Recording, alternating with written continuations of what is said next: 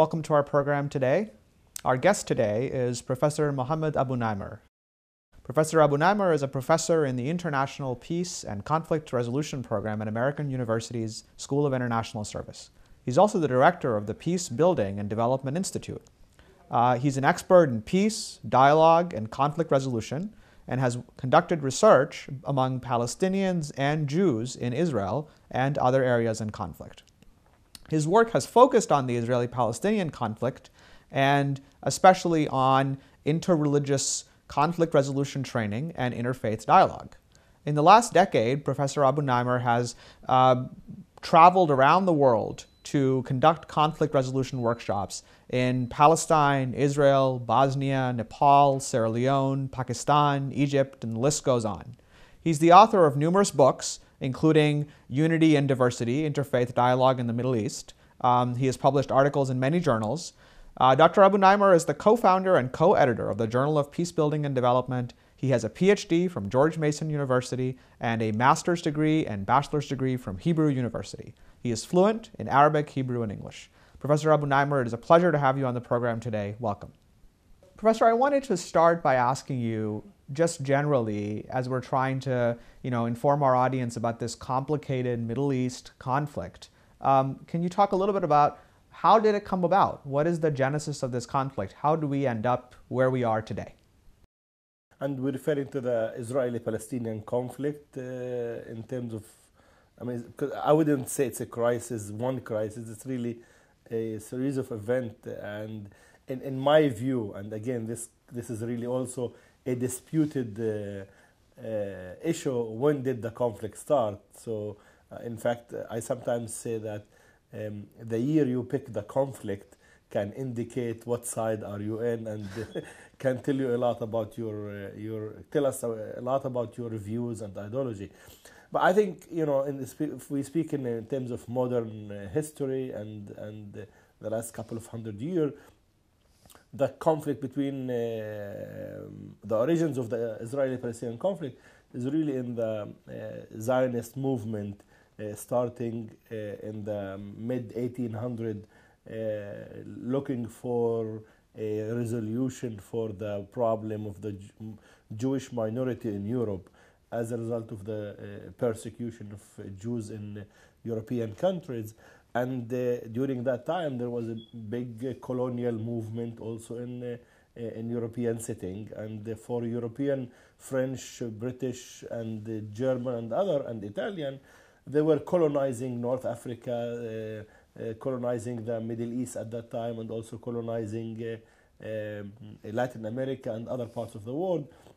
Within that context, I think the Zionist movement by the mid-1870s were deciding on the place where to solve the Jewish problem in Europe, and the selection of the land of Palestine at that time as a target for bringing Jews and settling Jews into Palestine, supporting it by the ideology, religious ideology, that this is the land of Israel, the promised land for the Jews. So in 1882, the Zionist movement started its first colony and settlement in Palestine. And from 1882 until 1917, by 1917, the British, when defeated the Ottoman Empire, did the Balfour Declaration, where they promised the Jews around the world with a homeland in Palestine, old historic Palestine. And I think those are the seeds of the origin of this conflict. And from 1917 on, the struggle for the Palestinian has been how to maintain control over their land and how to balance their local life with the migration and colonization of Palestine that happened between 1917 and 1948, when by 1948, the 47, with the United Nations creating some kind of a resolution and deciding to divide Palestine into two states, one Arab state and one Jewish state. And obviously at that point the Arab refused to accept the right of the Jewish people for a state at that point, although the demography has changed with the support of the British. And I think 1948 is probably the major event in this conflict, where what happened really, I think that's a major event where hundreds of thousands, actually about 450 villages, Palestinians, were destroyed as a result of the war, and between the Arab troops and the Jewish militia and Jewish army at that point. And the result was displacement of Palestinians in Jordan, in Syria, in Lebanon, in Egypt, and also in the West Bank and Gaza at that point. And that was the seeds of the refugee problem for Palestinians, where we have now about 4 million Palestinians outside of Palestine in a refugee status. And the origin of those was in 1948. And from 1948 till today, it's been basically a series of wars between the Arab countries who are trying to regain Palestine back, and between Israel that's trying to maintain control over the territory. In 1967, the Israeli government expanded and occupied the West Bank and Gaza, and that way I think deepened the conflict between the Israeli and the Palestinian.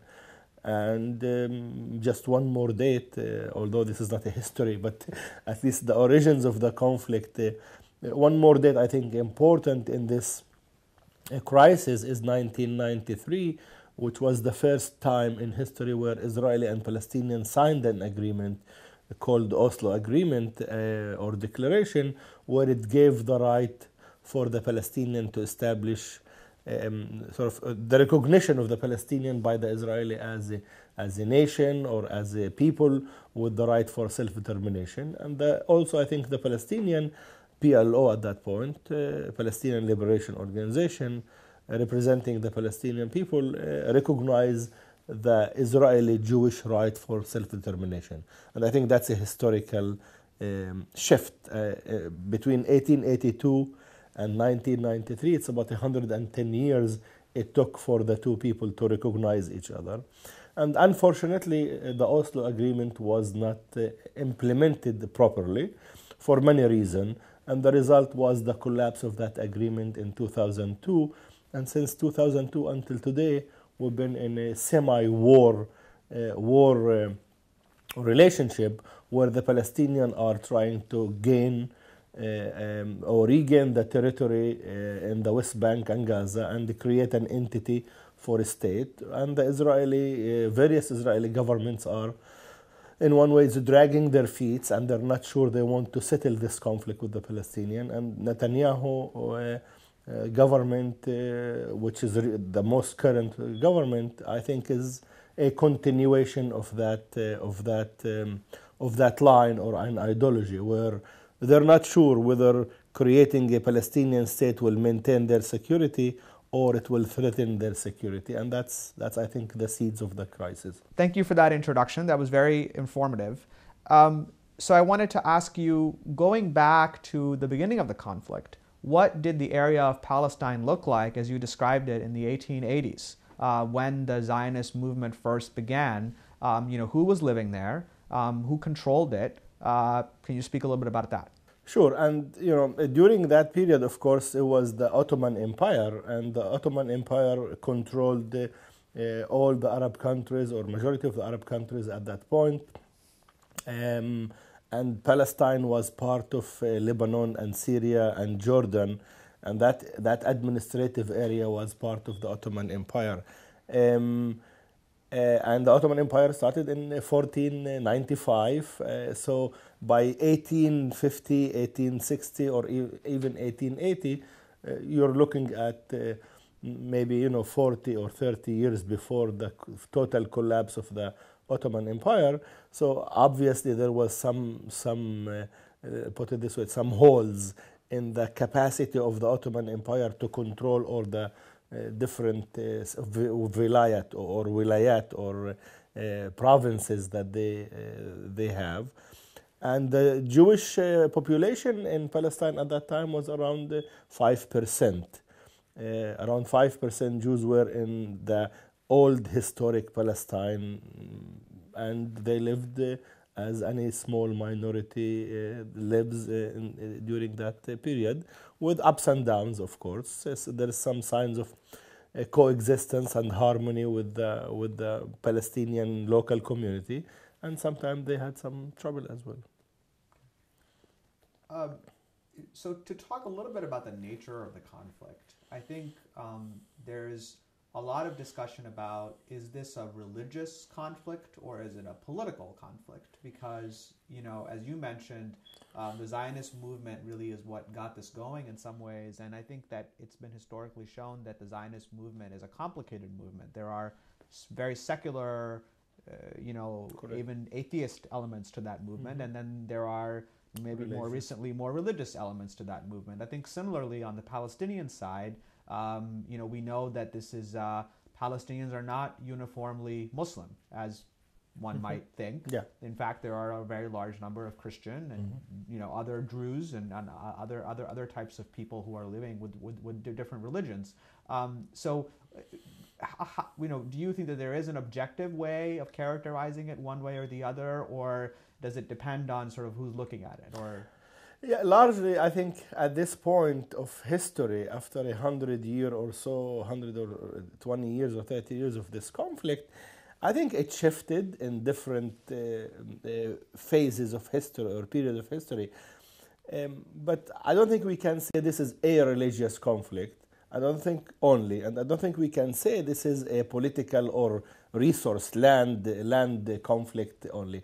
I think at this point it's a combination of the two, particularly that in both on the Palestinian side and also on the Israeli side, there are significant or large portion of their political parties.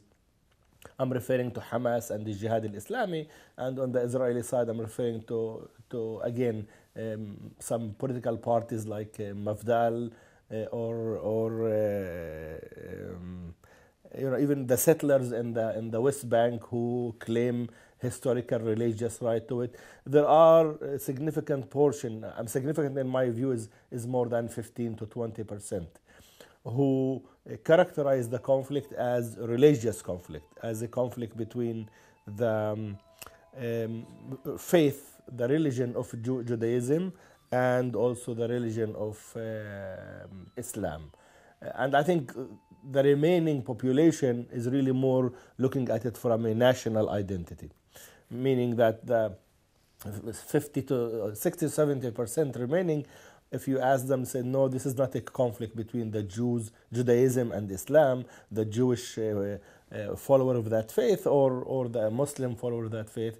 It's a conflict over the land, who will control the land, and on self-determination. It's a conflict whether the Palestinian minority or number of Palestinians who live there and outside have the right to settle that land and declare a nation or statehood for themselves, and also whether the Israelis who live there have the right to declare a state and control the territory and the land. So I wanted to ask you, I think one of the things that a lot of people see in this conflict is that oftentimes the problem is not necessarily that there isn't a solution. It is that both parties are, lacking in trust for each other. Do you think that that's accurate? And I just want you to speak to that. I think that relates to the question we talked about regarding the whether this conflict is about religion or about land and politics. And I think the same sort of similar answer here. The conflict is not only political over land, and it's not only religious, but in large portion religion religious identity is being manipulated, is being utilized by both sides in some ways in order to justify claims over territory and over land. And a religious identity is easy to manipulate because it relates to fears, to the unknown, and to issues of faith. And we are deeply sort of committed and loyal to our religious identity as people in general. So anyone can, to some extent, present a discourse and frame the issues through religious identity. But I think in its core, this conflict is about one dominant group, the Israeli Jewish national movement or Zionist movement, as it created in the 1800s, being supported by colonial power like the British up to 1917, and then the Americans stepped in, and since mid-20s, the American support have replaced the British as the primary protection for the Jewish state. And I think we continue to suffer in that sense in that region from this dynamic of having one group dominant, which is the Israeli Jewish group, supported by the US and foreign powers to establish its dominance over another group that is indigenous, one that have lived for thousands or at least 1,500 years in that land as a majority. And the fact that that coalition and those forces preventing the Palestinian national movement from establishing its own state is the core problem. And it's not the fact that Israelis are Jewish and Palestinians are Muslim or a Christian or other faith. I think that's one aspect of it that gets contribute to the lack of trust, contribute to the lack of communication, and contribute to ignorance of each side about each other. So you talked about the involvement of the colonial powers, and then more recently the involvement of the United States as a strong supporter of Israel in this conflict. What has been the role of the Arab and Muslim world in this conflict? And again, historically speaking, up to 1948, the Arab countries surrounding Palestine tried to speak on behalf of the Palestinian and also to fight on behalf of the Palestinian cause because the Palestinian national identity as emerged in the mid-20s or early 20s were struggling to formulate itself and assert itself between the two branches at that time, the Arab nationalist branches that they wanted a pan-Arabist solution, meaning one Arab country, or the pan-Islamist solution, which was to establish one Islamic country in the region. And I think the Palestinian national movement found itself as in full coalition or coordination between those two major forces in the Arab world during that time. So by 1948, the Palestinians realized, I think, that the Arab countries and regimes during that colonial period failed to protect Palestine. In fact, to some extent, they argued that they not only failed, some of the Arab regimes at that time, conspired against the right of Palestinians to have their land and had some deals with the Israelis at that point. And then, that continued up to mid-60s. I think 1965 really in the Palestinian history symbolizes the year where Palestinians, to some extent, began asserting their right to protect themselves and to fight for themselves through the creation of Fatah and later on the PLO. I think from that point on, it has been the struggle of the Palestinian with the Arab countries, Arab regime, is to assert themselves as an entity and not to be represented by the Arab countries. And that took until mid-1980s to break the link with the Jordan as being representing Palestinian. And formally or internationally in Madrid 1992, was 91 was the first time that the Palestinians had some semi-representation along the negotiation with Jordan. But Oslo, I think 1993, is the first date in the Palestinian history where the Arab countries no longer represent the Palestinian and they only advocate for their rights. They only advocate for their rights rather than representing them. And I think this is the most recent phase in that relationship. So, tying into the formation of a Palestinian national movement that you described. So go back to 1948, when this, I think as the Palestinians call it, the Nakba happened. Yes. What happened to the Palestinians who were then residing in that land and were displaced? and how did that tie into the creation of the movement? Where did they end up, and how did they organize themselves? Well, I think that's a crucial, again, period in the formation of the Palestinian national movement, because it's really split the Palestinians into four groups, at least. One group are those who became refugees in the Arab countries. And I think they suffered the most in the sense of displacement, lack of financial, economic, education. It's really a miserable condition as any refugee would suffer outside of their homeland. And the Arab countries also were not sure about their location and their status. And you could see that in Lebanon today, the traces of that. There's about 450,000 Palestinians in Lebanon who are imprisoned into camps, and they have very little rights even for employment or for education, and they don't have a status as citizen. In Syria, similar, but in maybe a little bit better condition in terms of ownership and business. In Jordan, you have the largest number of Palestinian refugees who settled in Jordan, and the Jordanian government and the state absorbed them in one way or other, with both citizenship or both travel documents, and also with rights and employments. But they remain to live in refugees. That's the first group. The second group is really Palestinian who remained in Israel proper, 1948. And that group really became minority of 11% in 1948, and today they are 20%. And that group, I call it the forgotten Palestinian group, up to 1967, when Israel occupied the West Bank and Gaza, and then they discovered that they have left behind a small minority who struggle to maintain their national identity and not to be absorbed by the Jewish Zionist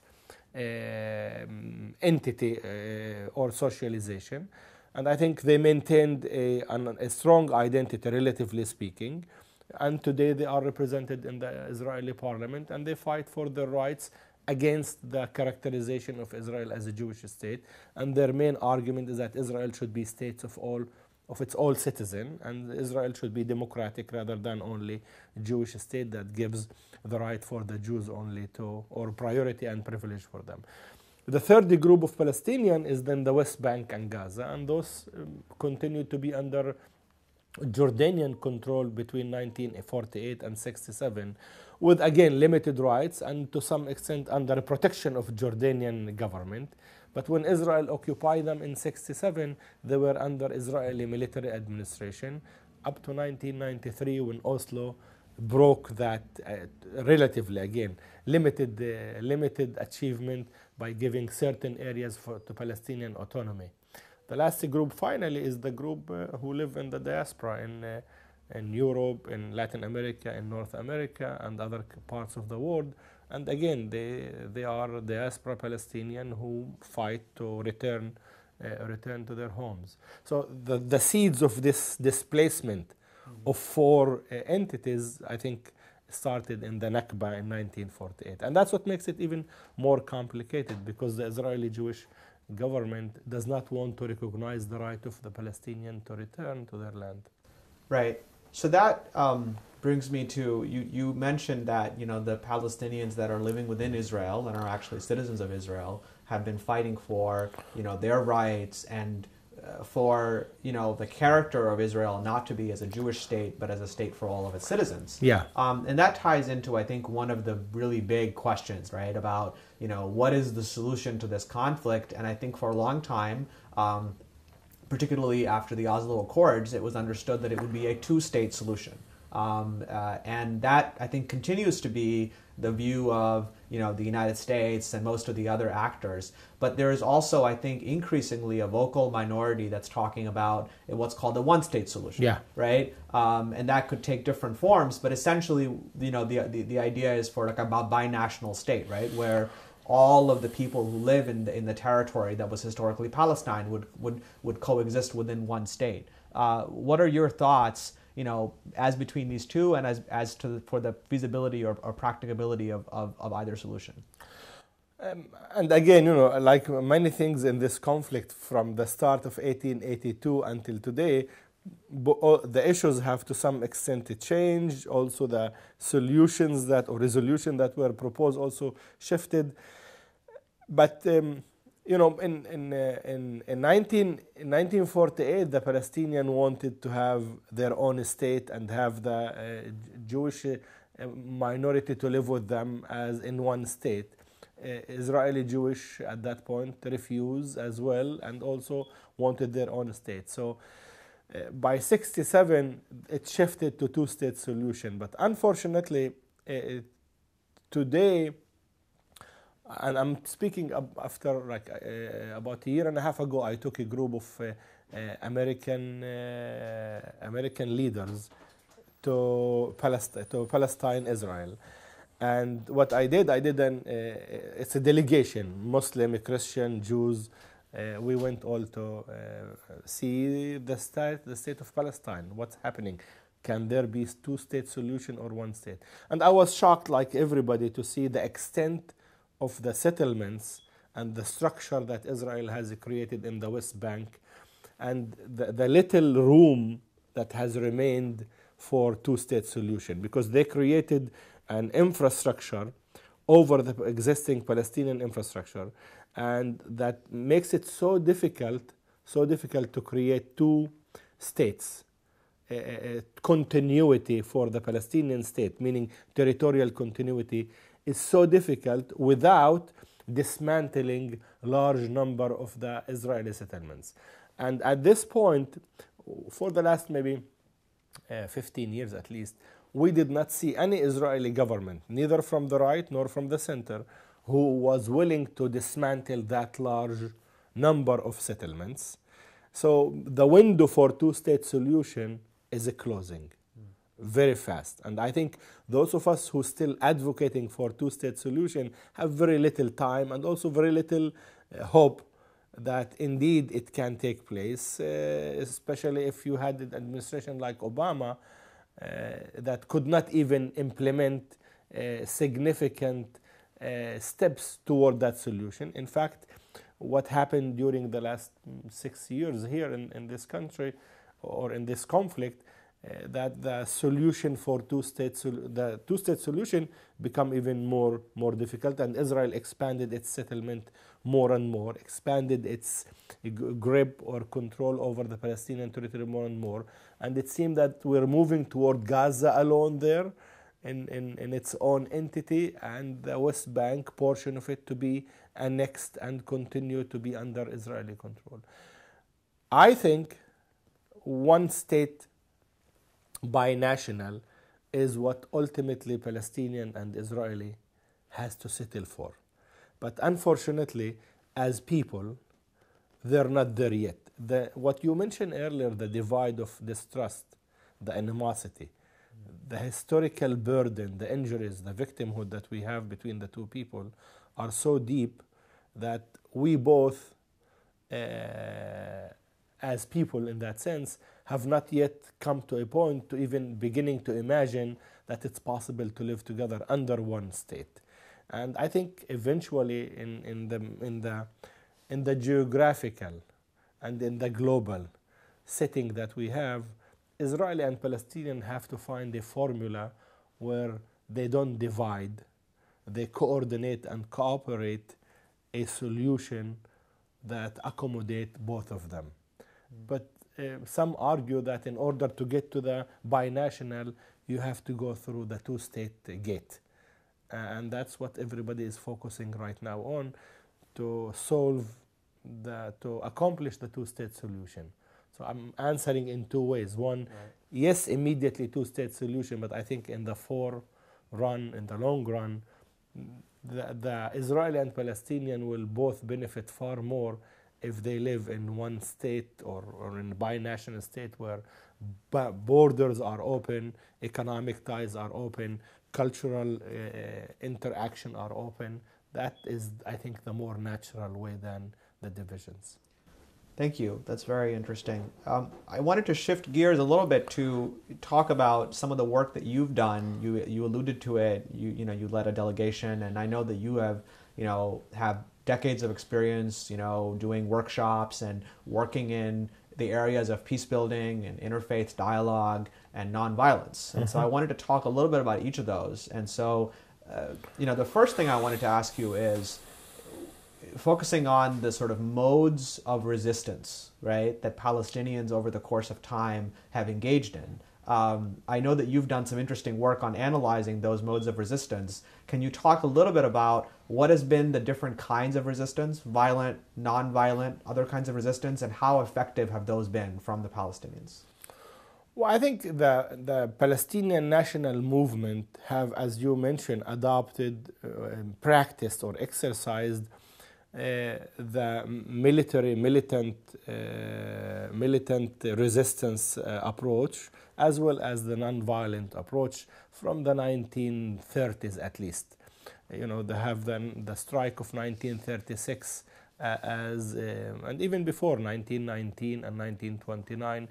Those were years where Palestinians protested as well as militarily fought the British as well the Zionist forces at that time.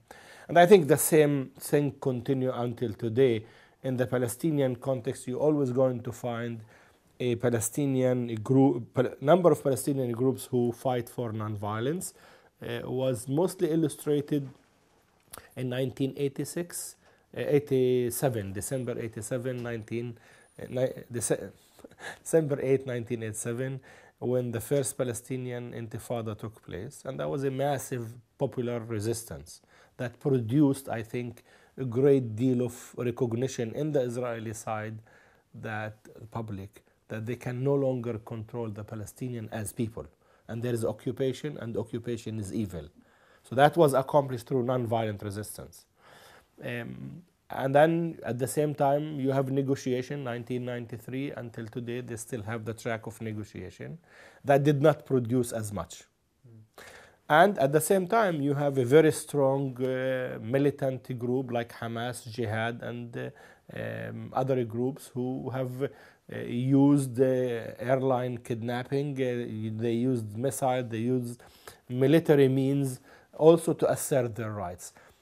I am a firm believer, people like myself who have been trying to reach out to the two sides and trying to present a path where through negotiation, through dialogue, and through nonviolence resistance, Israeli and Palestinians who believe that they should live together can assert their resolution, can assert their path. I believe that the nonviolent resistance as well as the peace and conflict resolution approaches through dialogue can accomplish far more than the militant and the missile and the bombing. Israel have bombed the Palestinian since 1948 constantly. There was no single year that you did not see military operation of Israel against the Palestinian. What did the Israeli accomplish through that? They could not defeat the Palestinian right for land. They could not defeat the generations of Palestinians who were raised to fight for their land. And they basically created more victimhood and more displacement. And today, the Israeli status in the region is even more hated, more excluded, and you find lots of animosity against the expansion of Israel and the Zionist movement.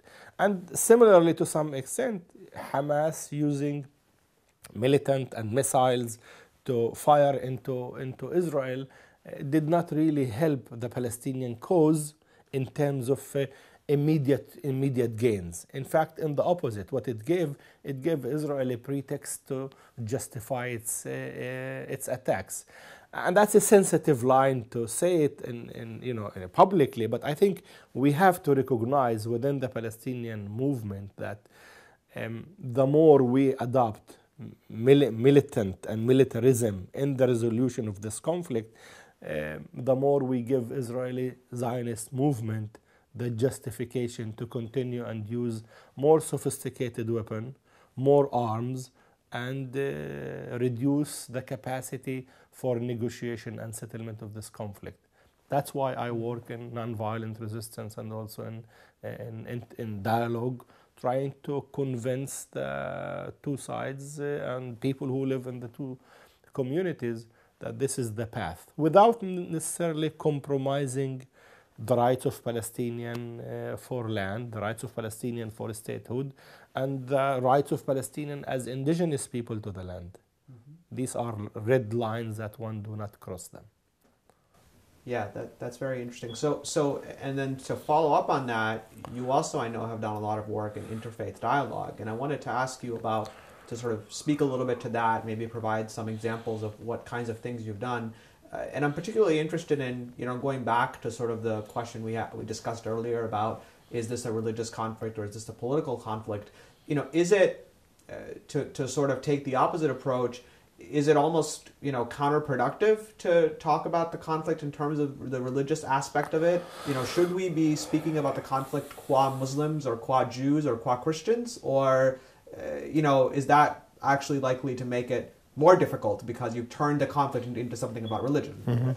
Make it more complicated, right, and more difficult to resolve. It's an interesting question, but I think you cannot discuss the Israeli-Palestinian conflict without the dimension of religious identity. The question, can you discuss it without having the religious identity taking over the entire conflict and the entire discourse? And I think through our work, through my work in interfaith dialogue, that's what I try to do. What I try to do, working with faithful Muslim, observant Jews and the Christians, and basically try to identify their strong link to the land, and arguing that through their faith tradition, Abrahamic faith tradition, there are lots of bases to adopt and highlight that promote peace building, promote dialogue, promote harmony, and also promote the rights of the other, and also promote tolerance and pluralism and acceptance of the other. In contrast to the Jewish religious settler group, who their discourse is to say this land is our land and was given to us by God, and we are the chosen people, and therefore we have to be in control of this land in order to save humanity, as the ideology would say. And Palestinian Muslim and Palestinian Christian can stay here, but they have to be secondary. They have to be under the Jewish control in that sense. Also, or Muslim groups who believe that this should be the land where they establish their state of Islam. The fifth Khalifa or the next Islamic state will happen there, with offering to the Jews a status of minority, a respected minority, pluralist minority in a Muslim state. And again, in my view, that's not very different from what the Israeli Jewish state is offering, and that I have already rejected in that sense. So, Professor, to try to sort of make it as concise as possible, what is the crux of the matter? If you had to explain it in just a few seconds, what would you say? There is a group of people in Palestine who are Palestinian, arguing for their land and the statehood and their security. And the land and the statehood is prevented from being accomplished by a dominant group, Israeli Jewish dominant majority, that has the economic power, the military might, and they're prohibiting the Palestinian from accomplishing their natural right for statehood. That's really the crux of it. And we bring religion, we bring religious identity to support these ideologies. I'm wondering, to bring in the broader regional developments over the past few years. As we know, the Arab Spring, as it's called, has in some ways, at least on the surface, transformed the region. And one of the changes that has taken place, I think, is that governments in Egypt, even government in Turkey, although not related to the Arab Spring, has taken a much more harsh tone toward Israel in recent times in terms of responding to Israeli aggression against Palestinians. There's obviously some concern especially as the Iran situation is on the horizon. Israeli government has made many statements about potentially going to war against Iran. How concerned should we be that this will turn into a broader regional conflict arising out of the Israeli-Palestinian conflict, the Syrian civil war, the conflict with Iran, all those things together? Yeah, I'm very concerned. I mean, I think we all should be concerned and even fearful that what's the so-called Arab Spring have produced at this point Islamic regimes in the sense of Egypt, Tunisia, and the other. Concern in the sense of what their policy they will have toward the Israeli-Palestinian conflict. But so far, the Egyptian regime has been very pragmatic. In a way, the harsh tone indeed increase, but the pragmatic approach of policy and diplomacy have also been in effect. The Egyptian ambassador continued to be in Tel Aviv, and the Egyptian ties and security coordination continued to be on the Sinai Peninsula. The Egyptian intervened very successfully in ending the Gaza crisis recently, and they repeatedly said, we respect the Camp David agreement and will continue to maintain it. There is no threat from Tunisia or from Yemen or from Libya from this regime at all in the Israeli-Palestinian dynamic. So I'm not sure, again, I myself is conflicted on that. I'm not sure that the fear of the Islamic regime is justified in its implication on Israeli-Palestinian conflict. I think it's more justified for the local community, for the Egyptian themselves, and for the other regime. Iran is a different game there. I think the Iranian-Israeli relation, Israeli government will seriously consider attacking Iran, and that's a very dangerous act, I think, because it will be an attempt to drag the entire region into this confrontation. I believe, and I think a confrontation like that will serve Israel expansionist policy to prevent those of us who believe in resolution, those of us who believe in dialogue, who believe in coexistence. This will be a blow, this will be a counter discourse that they'll bring. I think it's a disaster if the Israeli army or the American army hit Iran, because it basically put more pressure on Hamas and on Hezbollah to engage in that war. And if that scenario takes place, then you have the region, or all these 3-4 countries on fire. And that's, I think, you think who will benefit from this? And I think that those who benefit are those who support the ideology that the conflict between Israeli and Palestinian is a religious conflict. And the conflict between Israel and Palestinian cannot be settled because you cannot trust the other side.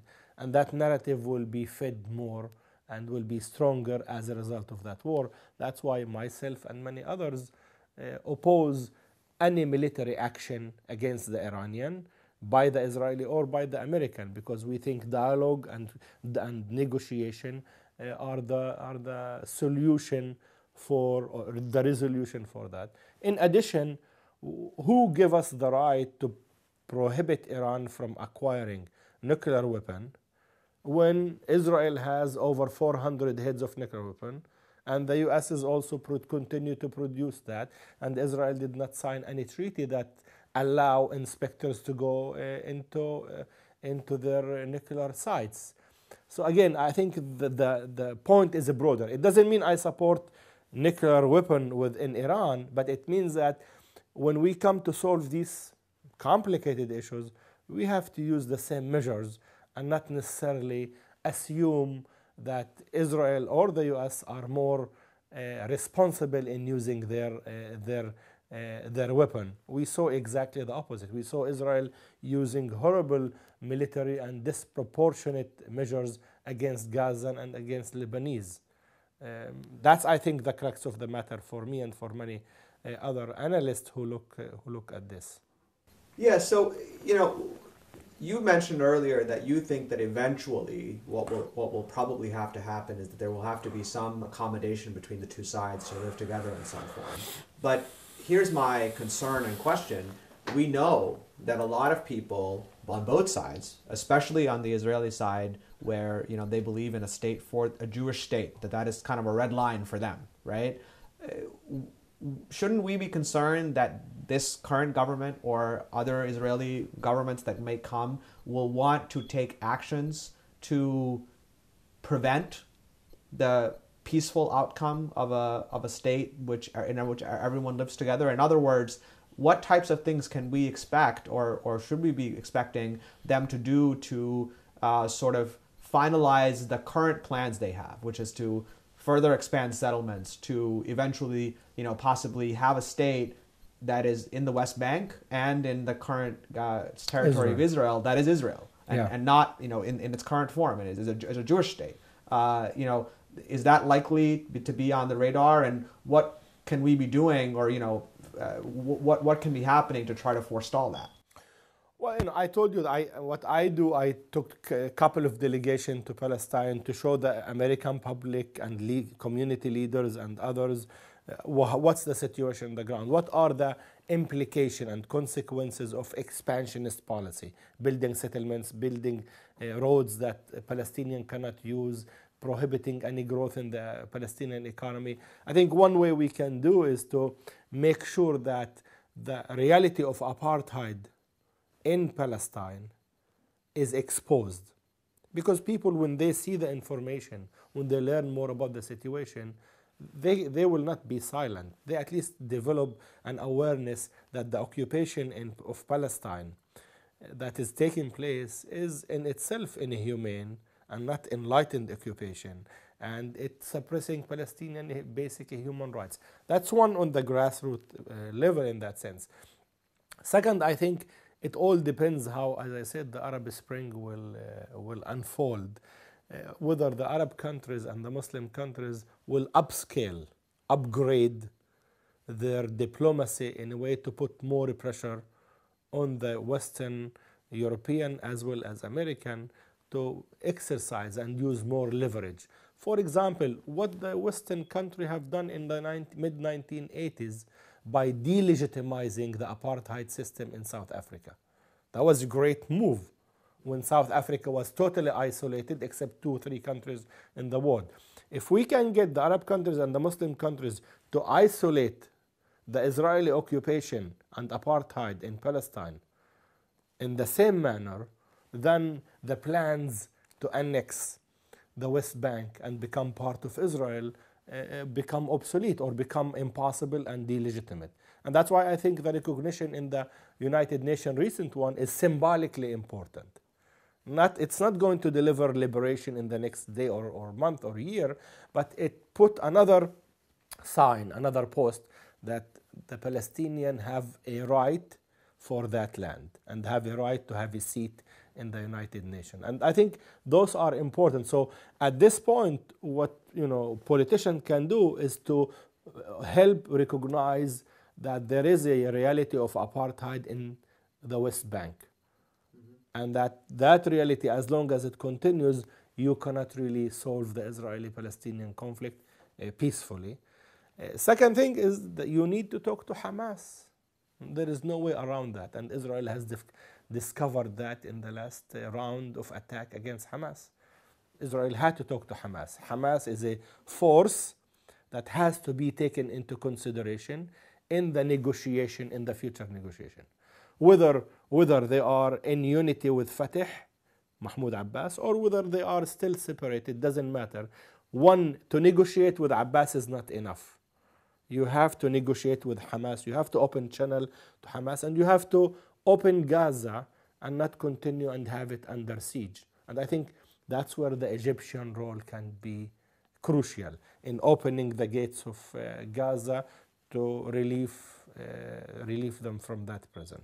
So what you're referring to is the fact that currently, as of a few years ago, the Palestinians, so to speak, are divided into really two different entities. units, Yes. entities. the West Bank being controlled by what was historically the Palestinian Liberation Organization, Fatah, yeah. Fatah, and then the Gaza being controlled Hamas. by the Hamas, which is a much more Islamic organization. Yeah, and the lack of unity between them have been affected by not only the ideologies of the two sides, but also by the fact that Israel and the US has not pushed and don't have an interest in allowing them to be united, because Israel and the US said, we boycott Hamas and we will not talk to Hamas as a terrorist organization, and therefore the unity, the reconciliation between them is also more difficult. But I think eventually it will happen, because there is no way for the Palestinians to move forward without that internal reconciliation between the two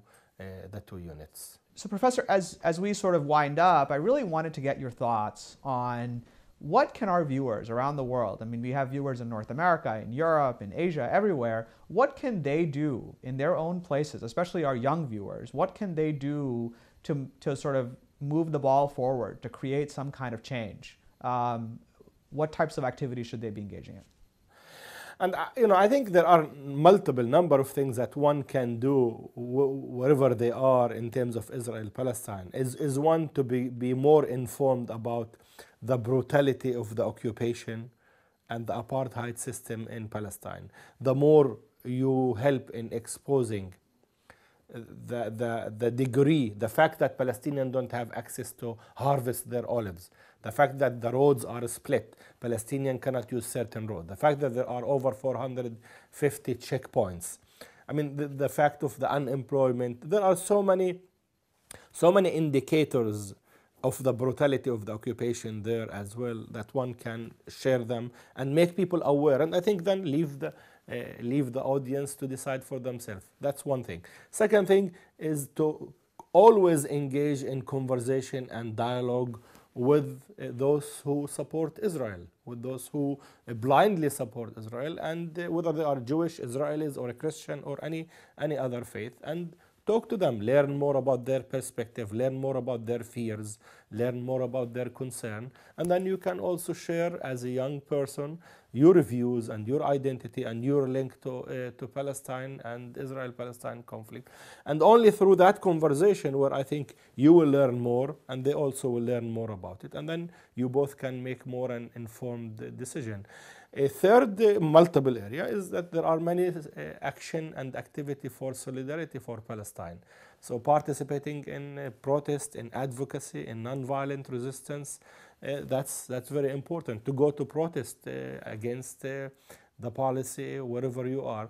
A fourth one, most important, I think that's emerging right now, there is a boycott and divestment campaign. I know many students on campuses and many young people who refuse to buy certain products that are produced in the West Bank by the Israeli settlers, or from Israel even.